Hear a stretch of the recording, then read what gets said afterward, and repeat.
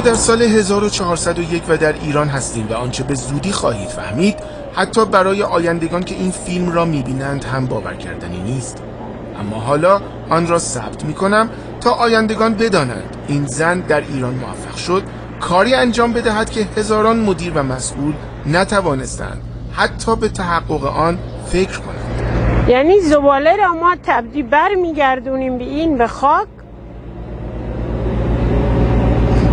روزی حدودش 160 تن بعد از اون عملیات تخمیر از این کمپوست تولید میشه. آنچه که لکلک ها روی آن نشستند یک تپه ظاهرا خاکی نیست. قرار بود کوه زباله کرمانشاه باشد. چیزی شبیه به این کوه زباله در شهر رامسر یا اینجا در آرادکوه تهران. اما حالا تلی از خاک مرغوب کشاورزی است که بی آزار بدون آنکه شیرابه، متان یا گازهای گلخانه‌ای داشته باشد گوشه‌ای تلمبار شده است. ما اکنون در محل بازیافت زباله شهر کرمانشاه هستیم، جایی که زباله را تبدیل به کود آلی می کنند و تنها بخش بسیار کوچکی از 750 تن زباله‌ای که هر روز در کرمانشاه و چند شهر کوچک و روستاهای اطراف آن به اینجا می آید دفن می شود. خوب هم که نگاه کنید خبری از کوه زباله نمی بینید. اینجا سالن دریافت پسماند و محل پردازش پسمانداست. 5000 متر سوله ما داریم اینجا. 5000 متر سوله که البته به این سادگی ها هم شکل نگرفته. تمام آنچه می‌بینید حاصل 25 سال دویدن های این زن برای تحقق آن بوده است. روزها و ماهها او را پشت درهای بسته نگه می‌داشتند، حرفهایش را نمی‌شنیدند و یا اگر می‌شنیدند باور نمی‌کردند و آنقدر سنگ جلوی پایش انداختند که از حرکت بایستد. اما حالا او اینجاست و اقداماتش منجر به یکی از درخشان‌ترین کارنامه‌های محیط زیستی ایران در حوزه پسماند شده است. من نزدیک به 7 سال پشت درها بودم با سختی فراوان، ساعتها، خیلی زمان برد که چرا این کارو میخواد، آخه چرا باید بیه.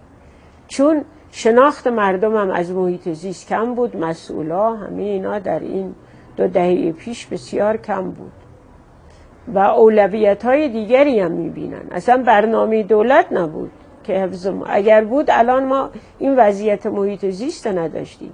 این مشکل الان به وجود نیامده. مشکلیه که 3 دهه 4 دهه است.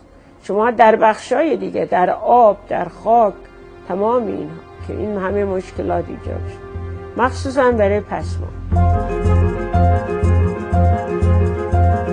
بحران پسماند یکی از بزرگترین بحران‌های محیط زیستی ایران است که به تازگی ناسا هم درباره آن اخطاری داده است. این سازمان بزرگ فضانوردی عکسی ماهواره‌ای از محل دفن زباله تهران در آرادکو منتشر کرده که توده عظیمی از گاز متان را در جنوب پایتخت نشان می‌دهد. گازی که مهمترین عامل تولید گازهای گلخانه‌ای است و احتمالاً از انباشت زباله‌های تر یا همان پسماند غذایی و دفن نچندان اصولی در این نقطه پدید آمده است. بحرانی که اما در این سایت بازیافت پسماند در کرمانشاه وجود ندارد، چرا که اینجا هیچ ماده غذایی دفن نمی شود و تمام زباله‌های غذایی شهر کرمانشاه تبدیل به کود آلی می شوند. هر تن زباله‌ای که ما تولید می کنیم یک خانواده میانگین 1000 کیلوگرم تولید می کنه. خانواده 3-4 نفره. این 1000 کیلوگرم حدود 500-600 لیتر شیراب است. این پوست سبزی ها حجم شما ببینید بیشتر رطوبته، بعد میشه شیرابه. هر تن زباله که بازیافت نشه نزدیک به 400 متر مکعب گاز گلخانه‌ای ایجاد میکنه. شما فکر کنید برای 58 هزار تن پسماند در ایران روزانه تولید میشه، 20-22 میلیون تن میشه.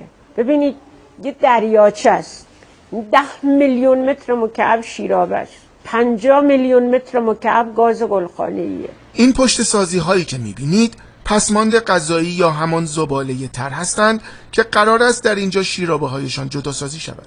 جالب است بدانید نزدیک به 2 دهه قبل شهرداری وقت کرمانشاه متقاعد شده بود که زباله ها از مبدأ تفکیک شوند و به این شکل و در مدت 8 سال تفکیک شده به اینجا آورده می شدند. اما شهردارهای بعدی این روش جمع‌آوری زباله را متوقف کردند. برای همین یکی از اصولی ترین روش های جمع‌آوری زباله دوباره جایش را به این زباله های مخلوط و جدا نشده داد.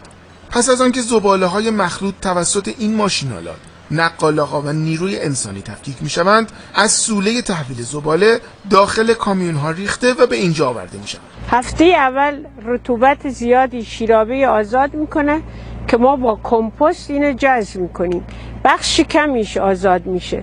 اون بخش کم هم اونجا حوضچه داریم، حوضچه تصفیه ته‌نشینی داریم که یه خروجی بسته است. این پشته ها شناسنامه دارن، تاریخ تشکیل، دفعات هوادهی.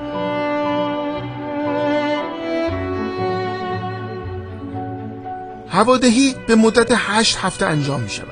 قرار است اینجا کار با صبر و حوصله پیش برود، نه مثل تصمیم‌های آنی و عجولانه برخی مدیران که فقط می‌خواهند خیلی سریعتر نتیجه را به نمایش بگذارند. تمام آنچه بر این پشته‌ها در 8 هفته اول می‌گذرد روی این تابلوها دقیق نوشته می‌شوند. اما فعلا بهتر است این پشته‌ها را رها کنیم و به سوله تحویل زباله برگردیم. اینجا اتفاق دیگری هم دارد می‌افتد. بخشی از زباله‌ها ظاهراً حتی در صورت تفکیک هم قابل استفاده نیستند. اما این فقط ظاهر ماجراست. این زباله‌ها نه تنها بسیار ارزشمند هستند که می‌توانند انقلابی در انرژی ایران به وجود آورند. شاید برای همین است که به آنها RDF گفته می‌شود، مخففی که برای موضوع سوخت حاصل از زباله استفاده می‌شود. از آلمان شروع شد به همه کشورهای دیگه رفت. اومدن گفتن این ارزش حرارتی داره، تو این پلاستیک، این منسوجات، این موادهای بسته‌بندی همه از مشتقات نفت، ارزش حرارتی داره. ما اگر یک تکنولوژی ایجاد کنیم که اینا را جدا کنه، ارزش حرارتیشو محاسبه کردن، گفتن که این یه ارزش حرارتی داره برابر مثلا 50% زغال‌سنگ. این مواد بسته‌بندی‌ها، پلاستیک‌ها، اینجور جنسا نگاه کنید، اینها تمام اینها موادایی هم تیکه تیکه میشن، قابل 2 کیلوگرم از این مواد ارزش حرارتی 1 متر مکعب گاز داره. 40,000 تن کرمانشاه از این مواد داره با لاستیکا و غیره. 35,000 تن از این مواد، 4-5,000 تن هم لاستیکه. 40,000 تن یعنی 20 میلیون متر مکعب گاز. من هر سال الان 12 سال این تکنولوژی داریم، ما بیماری محل دفع. این نفرین منابع 20 میلیون متر مکعب گاز 15,000 خانواده، مصرف 15,000 خانواده است. فکرش کنید. یه دولت خردمند باشه میاد این حمایت رو میکنه، میگه این مواد اونجا نره، دفع آلودگی هم ایجاد نشه، اینجا بیاد این گاز جای دیگه استفاده بشه. ارزش حرارتی این زباله‌ها بدان معناست که باید در جایی سوزانده شوند.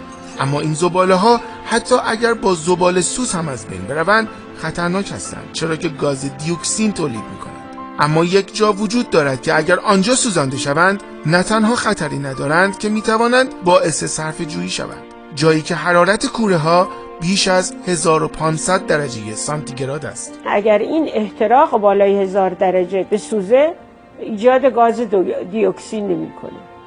و اومدن گفتن کدام کوره ها میتونن اینو دارن؟ صنایع، کارخانه‌های سیمان، ذوب و آهن، کوره‌های بلند، کارخانه‌های آهک، اینا بالای 1500 درجه است گرماش. رایزنی‌ها برای آنکه کارخانه‌های سیمان به جای گاز از این سوخت استفاده کنند شروع شده است.